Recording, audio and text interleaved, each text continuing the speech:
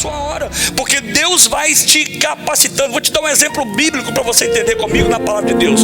Exemplo de Davi. Quando é que Davi foi ungido rei de Israel? Quando ele tinha 15, 16, alguns dizem 14, 15, 16 anos. Mas quando é que Davi assume o trono de verdade? Foi quando ele foi ungido? Não, foi quando ele tinha 30 anos de idade. Ou seja, ele passou um período de mais ou menos 14 a 16 anos a gente chama de estágio probatório, ou seja, uma preparação para assumir o trono. E tem gente que quer chegar e pular e assumir o lugar. Está atraindo para você um peso no mundo espiritual que você não tem ideia. Por isso que tem famílias dilaceradas, tem matrimônios dilacerados, tem casais com problemas, tem filhos que sofrem, porque o que vai acontecer? Aquilo que você atrai do problema do outro, não apenas vai atingir você, mas vai respingar, vai refletir nos seus filhos. Por isso que é importante entendermos o princípio, porque se a bênção de Deus está debaixo de uma umbrella, e uma umbrella é uma lei hierárquica, aquilo que é abençoado, se Deus me abençoa, Ele vai abençoar o líder, e Ele vai continuar abençoando o restante do povo. Então quando você assume um compromisso, um problema, você toma aquela dor para você, você está assumindo um problema espiritual na vida do outro, para a sua vida. Então não faça isso. Quando você assume uma posição de conselheiro, você está passando primeiro por cima de princípios e quebrando leis espirituais que vão te trazer consequências lá na frente. Talvez agora não. Talvez agora não. Sabe por que agora não? Porque o diabo tem paciência. O inimigo tem paciência. Pensa em alguém paciente. Ele te tenta numa área, ele te tenta noutra, e você sabe o que passa na cabeça dele? Ele passa assim: ela não caiu agora, mas uma hora ela vai cair. Vou tentar. Por isso que nós devemos fechar brechas, para não abrir legalidade, quebrar princípios. E quando eu quebro o princípio, eu estou quebrando uma lei. Eu disse: quem é que orienta? Quem é que pastoreia? Quem é que aconselha? Observe bem que a lógica é que se a pessoa que te pede conselho, ela te pede conselho no lugar errado, na hora errada, e já começa tudo aí. Você está na igreja, você está num culto, você está numa reunião de oração, você está num ensaio, você está num momento que não é para aquilo, já começa errado. A pessoa se aproxima e fala: eu preciso de ajuda, me orienta. E você, com pena, com dó, com coração de crente, de cristão, querendo ajudar, você vai lá e ajuda essa pessoa. Você está atraindo os problemas dela. Se essa pessoa na verdade quisesse ser orientada, quisesse ser ajudada, e se ela entendesse princípios, ela não saía por aí pedindo conselho a B, a C, a D, a F, a G, ao alfabeto todo. Ela vinha na fonte. Ela: pastor, preciso de ajuda.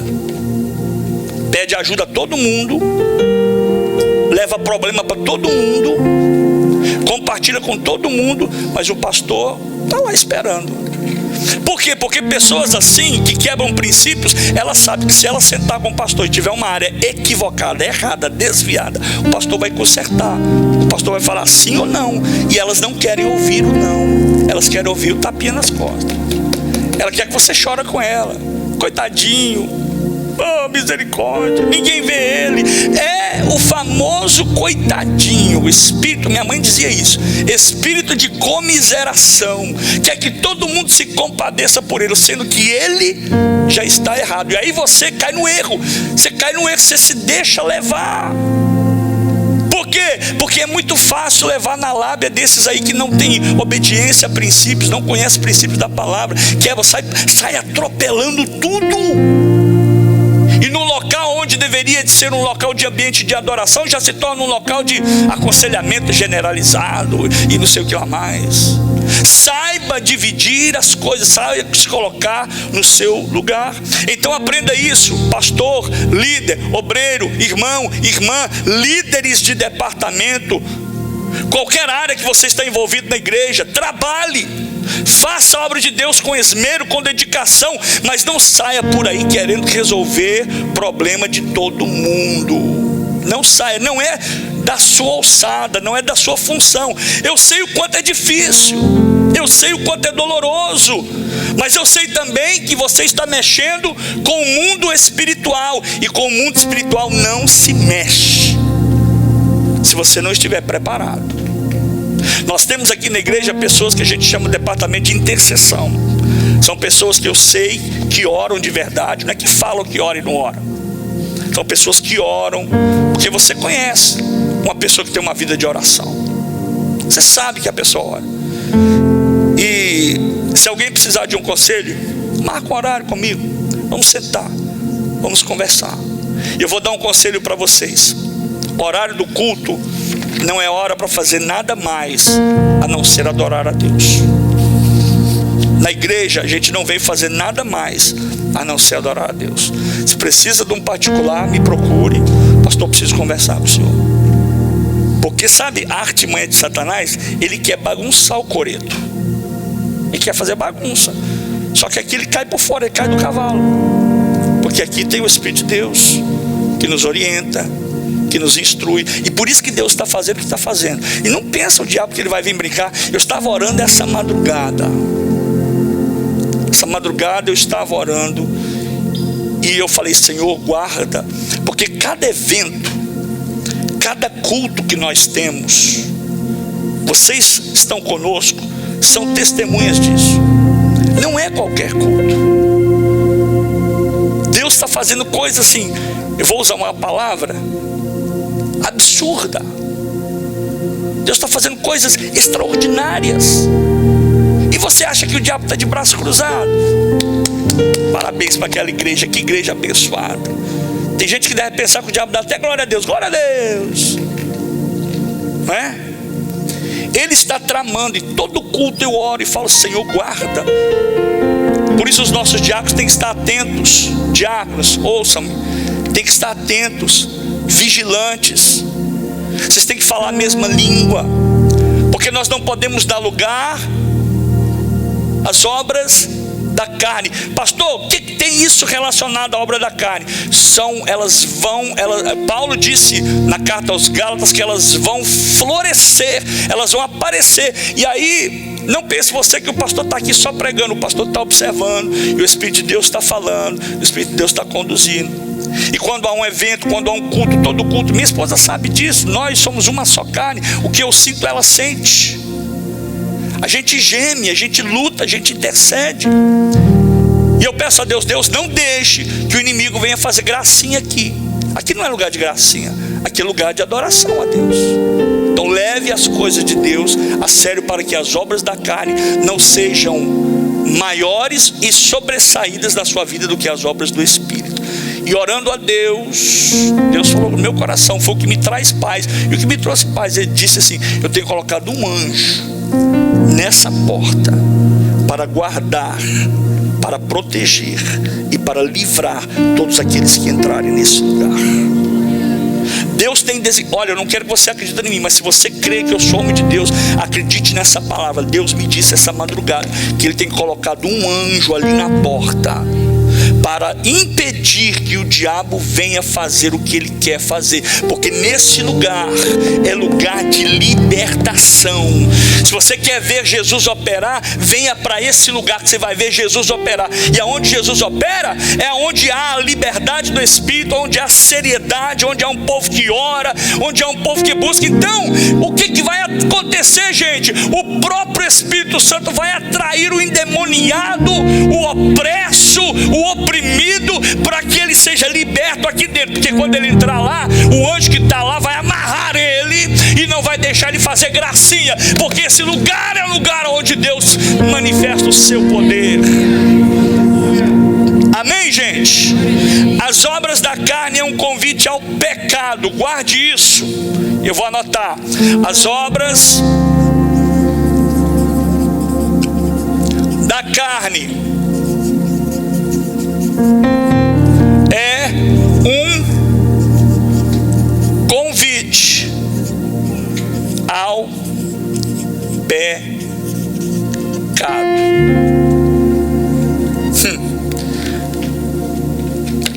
As obras da carne é um trampolim para você pecar. E lembra o que eu disse lá no início? Todo aquele que desobedece à palavra de Deus está indo contra o próprio Deus, porque obras da carne, elas são um convite para o pecado. Algumas delas eu já disse anteriormente, outras são cobiça. Presta atenção nisso. Eu acho que eu vou fechar com essa parte de cobiça, porque tem muita coisa aqui para falar ainda. A cobiça. Quem anda no Espírito resiste às obras da carne.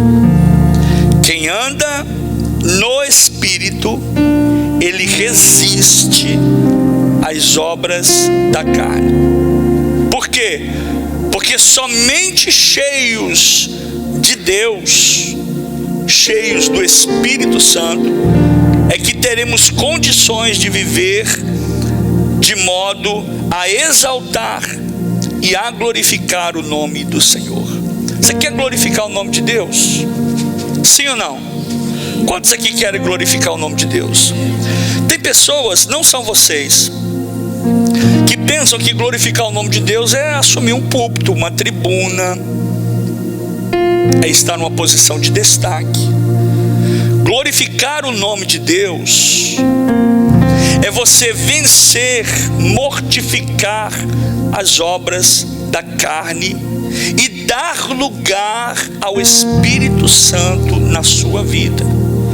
Quem de fato deve controlar a vida do crente, a vida do cristão, é o Espírito Santo. Quem me controla é o Espírito Santo. Quem coloca esse velho homem para dentro, diz assim: vai para dentro, fica aí, não ressuscita não, porque o dia que você foi batizado, o velho homem morreu. Ah, pastor, mas ele voltou às velhas práticas. É porque o velho homem quer ressuscitar. Aí você vai lembrar ele: não, eu fui crucificado com Cristo, eu fui morto com Cristo, eu fui enterrado com Cristo, e como ele ressuscitou, eu também ressuscitou. Então olha a importância. Eu vou abrir aqui um parênteses para falar do batismo. A importância do batismo, que muitos não dão valor, atenção para ela, é que quando eu levanto, eu saio, eu sou erguido, erigido, trago de dentro das profundezas das águas, eu estou dizendo: como Cristo ressuscitou, eu também estou ressuscitando agora como uma nova criatura. O pecado não tem domínio sobre mim, mesmo que o diabo tente sobre a minha vida, porque estamos nessa carne. Por isso que a nossa luta é contra as obras da carne, é o dia todo até que Jesus volte. Sabe quando isso vai acabar? Quando a trombeta soar, quando o meu nome for gritado lá nas alturas, quando eu sair e novamente quando eu for arrebatado desta terra e encontrar no Senhor nos ares. Nunca mais eu terei problema com obra da carne. Mas enquanto esse dia não chega, sabe o que nós estamos fazendo? Exercitando ser cristão no Espírito. Eu estou praticando, eu estou fazendo rehearsal, eu estou aqui ensaiando para o dia que eu for chegar no céu e dizer, ouvir do Senhor: entre, bendito do meu Pai, entre para o gozo do teu Senhor. É isso que vai acontecer quando eu continuo uma vida vencendo as obras da carne. Eu libero sobre a sua vida o poder do Espírito que vai te dar força. Eu libero sobre a sua vida o poder do Espírito que vai te dar condição. Eu libero sobre a sua vida fortaleza aonde você não tem força. Deus vai tirar da fraqueza e te dar força, porque você é uma nova criatura em Cristo Jesus. Quem de fato deve me controlar não sou eu mesmo. Sabe que nós não somos donos de nada, né?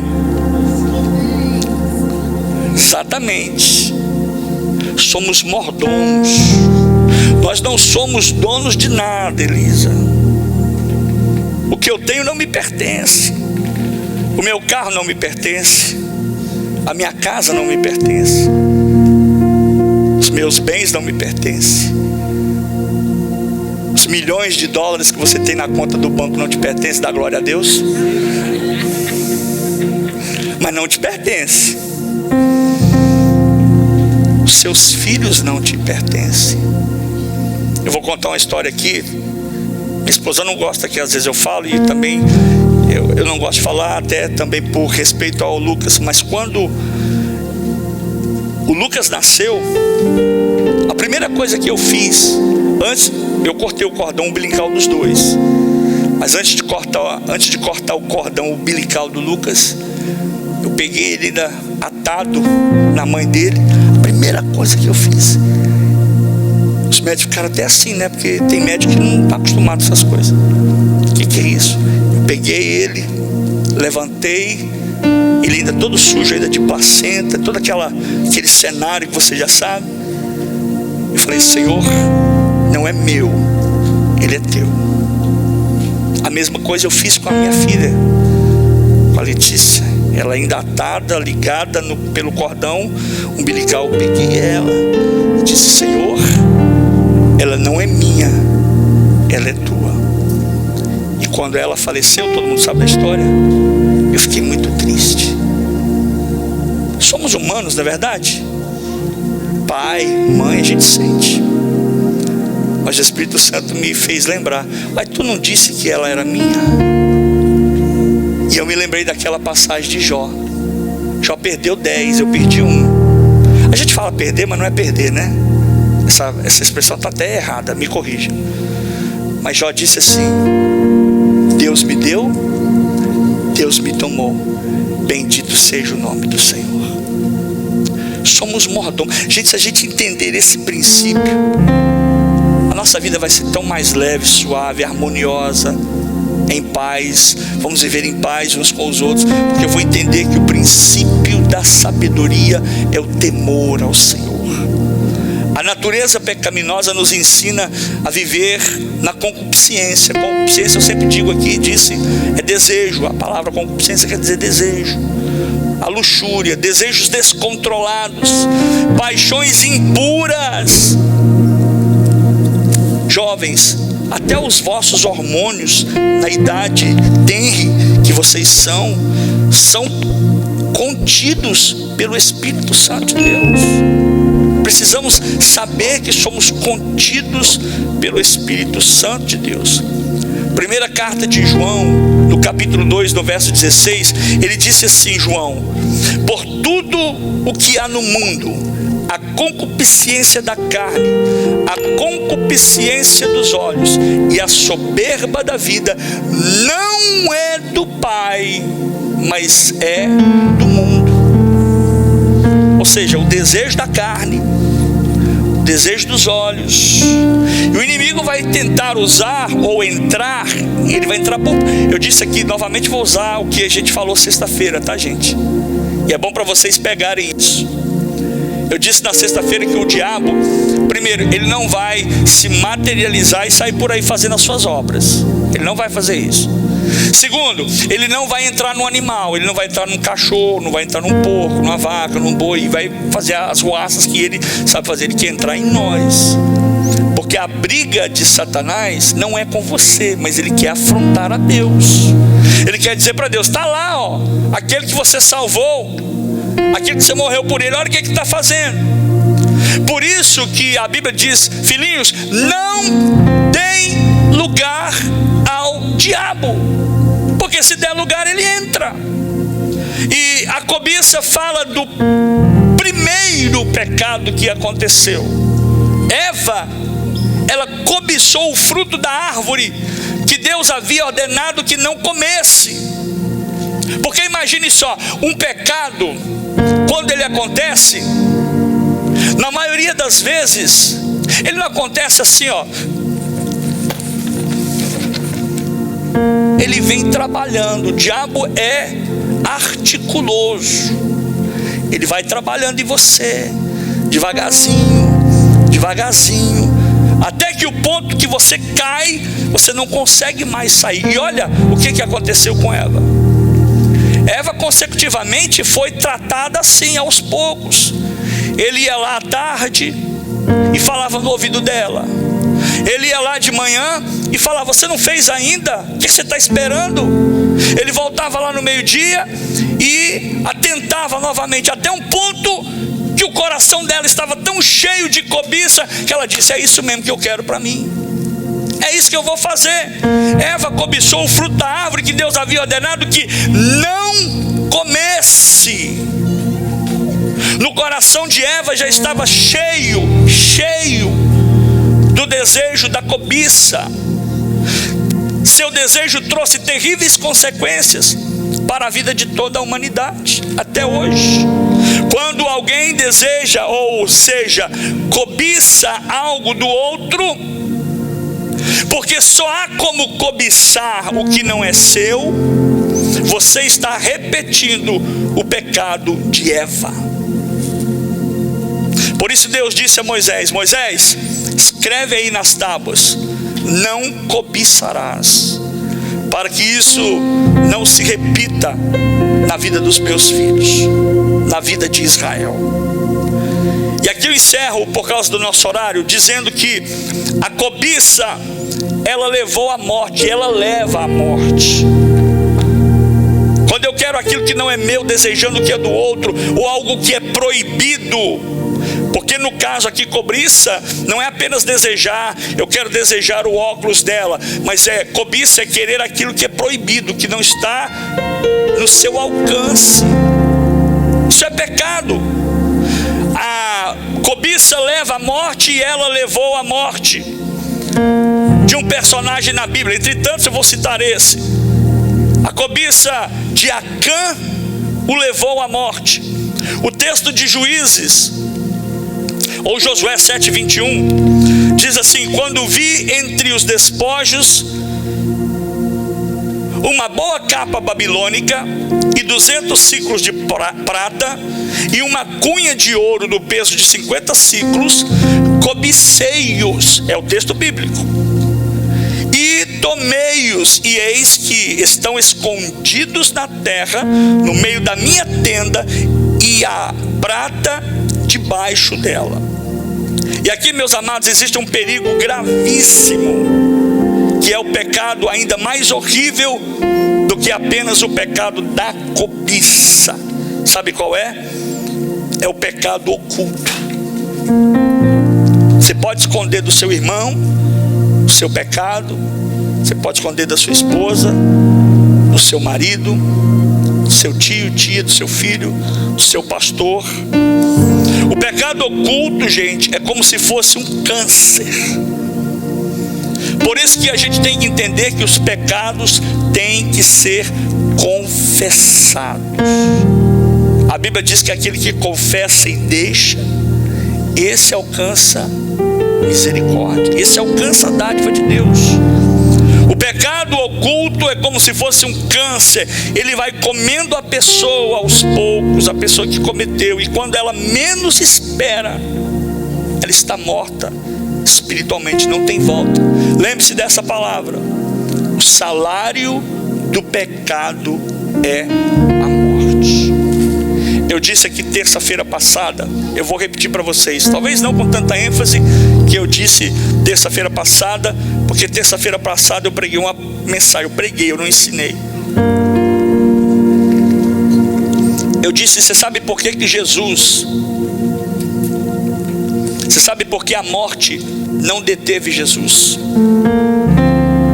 Porque não houve nenhuma legalidade em qualquer esfera do universo para que ele pagasse o preço da morte. Porque o salário do pecado é o quê? E Jesus pecou. Quando tentaram matar Jesus, a morte falou: eu não posso, eu não tenho como levá-lo. Entendam a dimensão e a gravidade disso. Entenda a profundidade disso. Se o salário do pecado é a morte, quando eu peco, eu morro, porque essa é a condenação. O indivíduo tem que pagar com a vida. Mas quando Jesus veio e morreu sem pecado, a morte disse: eu não posso detê-lo. Talvez o inferno estava confabulando, a morte e os seus funcionários lá estavam dizendo: o que vamos fazer com ele? Estavam buscando lá nos arquivos lá da morte. Não tem nada que condena ele, não tem nada que possa dizer que ele vai morrer. Por quê? Eles ficaram de cabelo em pé. Estou aqui conjecturando para você entender a mensagem. Eles ficaram desesperados, porque Jesus não pecou e a morte não pôde detê-lo, porque o pecado não estava sobre a sua vida. Agora escuta, quando eu tenho Jesus na minha vida, o que acontece? A cédula do pecado, ela é cravada na cruz do Calvário. Quando o diabo chegar para te condenar, quando o diabo chegar para te acusar, Antônio, irmãos e irmãs, você que vai se batizar, não aceite acusação, porque é mentira do diabo, porque o seu pecado foi perdoado pelo sacrifício de Jesus na cruz do Calvário.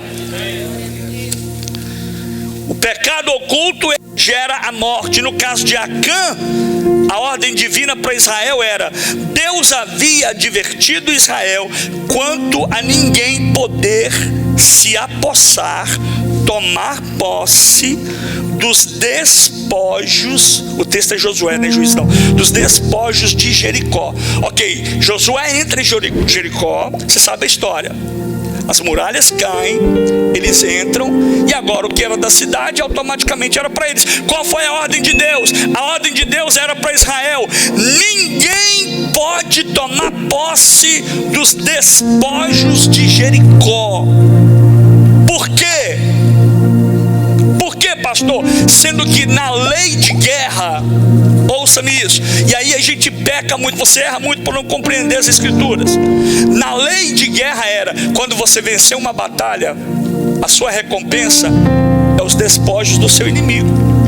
Ou seja, eles entraram lá, venceram os inimigos, tudo que eles tinham automaticamente era seu, você não estava roubando. Era uma lei de guerra.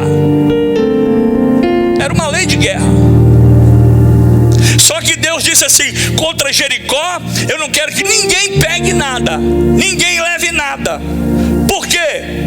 Porque Deus declarou anátema. Quando se lembra dessa palavra que nós aprendemos algumas semanas atrás? O que quer dizer anátema? Maldito. Deus disse: os despojos de Jericó são malditos. O texto vai dizer, eu estou encerrando: porém a cidade, olha o que o texto diz de Josué 6:17. Quer abrir a sua Bíblia? Abre aí para você ver. Josué capítulo 6, verso 17. E aqui você vai entender mais a fundo. Você vê como é importante esse culto de ensino, porque quando chegar no domingo um pregador ou eu, ou qualquer outro for pregar, vai ser mais fácil você dar glória a Deus. Você não fica perdido, que às vezes o pastor prega. Eu falo para a Brenda assim: Brenda, eu fico com pena de você, porque a Brenda está dando o melhor dela aqui, eu jogando o termo teológico na cabeça dela, e ela se virando, e às vezes eu escrevo. E quando você vem para o culto de ensino e aprende uma coisa, vai ser mais fácil você dar glória a Deus. Você não precisa ficar assim vagando, voando. Josué capítulo 6, verso 17. Porém a cidade será o quê? Anátema ao Senhor, ela e tudo quanto houver nela. O termo anátemo ou anátema, baixa só um pouquinho o som, por favor, gente.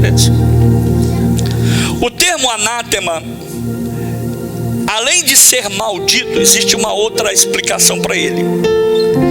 Ele quer dizer interdito. Vou repetir: interdito. O que quer dizer algo interdito? É uma coisa consagrada ou interditada.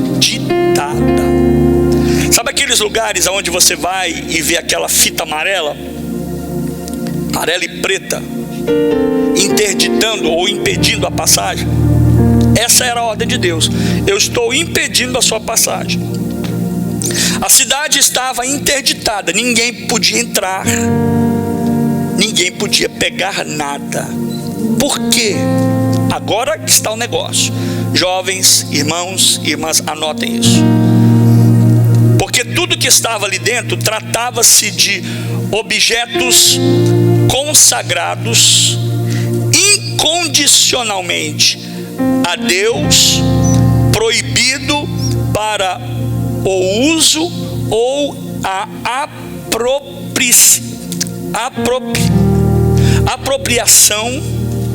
apropriação do homem. Levíticos 27:28 diz assim: todavia, nenhuma coisa consagrada que alguém... Agora preste atenção que eu vou encerrar com isso aqui é muito forte. Todavia, nenhuma coisa consagrada que alguém consagrar ao Senhor, de tudo o que tem, seja de homem ou de animal, ou do campo, da sua possessão, se venderá, nem resgatará. Toda coisa consagrada, uma coisa santíssima ao Senhor. E aqui eu abro outro gigantesco parênteses para dizer para você: não queira estar numa posição que você ainda não está preparado para ela. Você se lembra que eu disse semana passada novamente que o sacerdote era o que entrava no lugar santíssimo, no Santo dos Santos, para oferecer um sacrifício ao Senhor uma vez por ano. E se ele não estivesse na condição que o sacerdote devesse estar, ele seria morto. Essa é a consequência de muita gente que quer estar no lugar que não deve, quer fazer que não está preparado.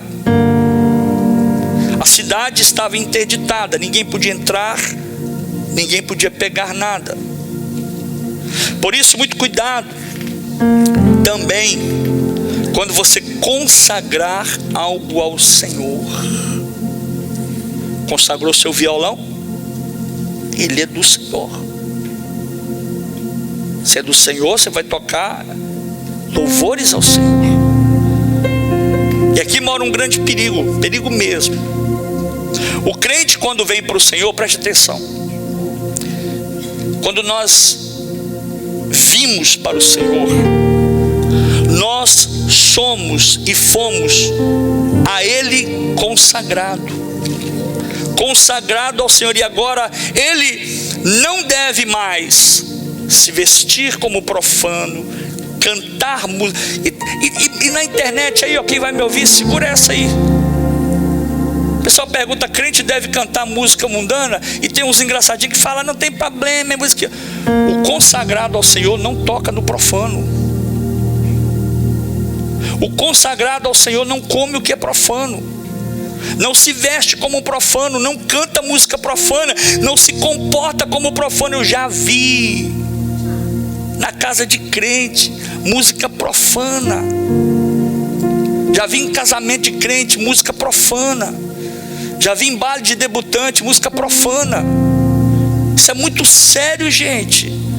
Então não confunda, não misture as coisas, porque tudo que nós fazemos somos consagrados ao Senhor. Outro detalhe: seu filho, quando nasceu, o que você fez? Eu dei o exemplo dos meus 2 filhos, eu os consagrei ao Senhor. Por isso é da minha responsabilidade cuidar do que é consagrado ao Senhor. Nós temos que entender isso. O que era anátema naqueles dias tinha que ser queimado ou totalmente destruído. E se era consagrado ao Senhor, tornava-se maldição para os que se apropriassem ou os utilizassem. Foi justamente o que aconteceu com Acã. O pecado de Acã foi esse. Acã apoderou, tomou daquilo que era exclusivamente do Senhor. Sua ganância levou toda a nação de Israel a sofrer uma humilhante derrota diante do exército do rei Ai. De igual modo, o cristão deve se afastar do pecado e das coisas que prejudicam sua comunhão com Deus e maculam. Macular é manchar, direta e indiretamente, primeiro a sua vida e a noiva do Cordeiro. Por isso que aqui, e eu encerro aqui dizendo para vocês: pastor, por que o senhor está pregando esses dias sobre isso? Porque tem gente que perdeu o temor. Quando se levanta contra o irmão, está se levantando com a imaculada noiva do Cordeiro. Está manchando, denegrindo a imagem. Tem gente que tem coragem de falar de pastor. Vocês nunca viram e nunca vão ouvir da minha boca eu falar mal de um pastor. Não me interessa o que ele faz, não me interessa o que ele fez. Se ele veio, fez alguma coisa, passou por aqui, a maior coisa que eu vou fazer é: não vai voltar mais. Mas eu saí por aí falando mal de pastor, porque eu entendo que quando eu toco no que é consagrado e é sagrado, Deus vai cobrar de mim. Então guarde isso no seu coração. Novamente a gente cai naquele pecado que é o da fala, da língua. Não fale mal do outro, não critique, não murmure, não empreste a sua boca, não empreste o seu ouvido. Pessoas que não têm temor ao Senhor saem falando coisas que não devem e sofrem consequências que não deveriam sofrer. Fica de pé comigo.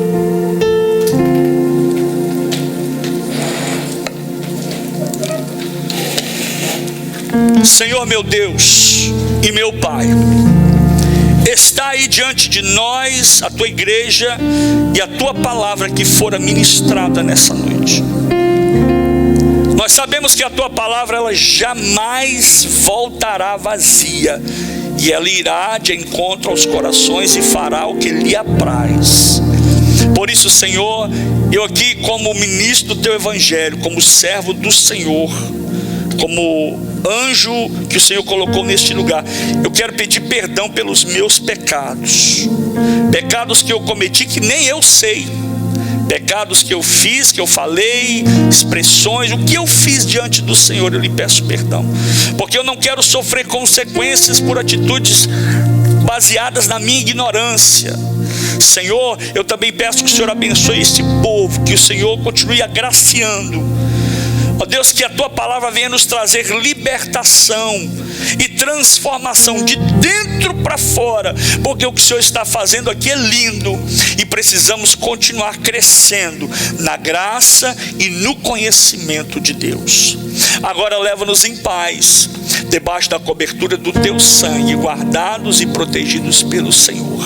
Estenda sua mão para frente, por gentileza, e que o amor de Deus, o nosso eterno Pai, que a graça do nosso Senhor e Salvador Jesus Cristo, que a comunhão e as doces consolações do Espírito Santo seja sobre todos nós e todo Israel de Deus espalhado sobre a face da terra, hoje, agora e para todos sempre. Quantos dizem? Eu vejo línguas como que de fogo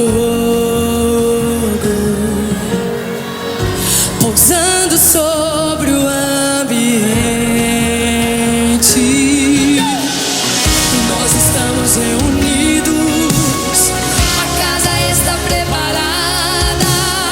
Pode soprar o vento, é acender a brasa. Nós estamos reunidos.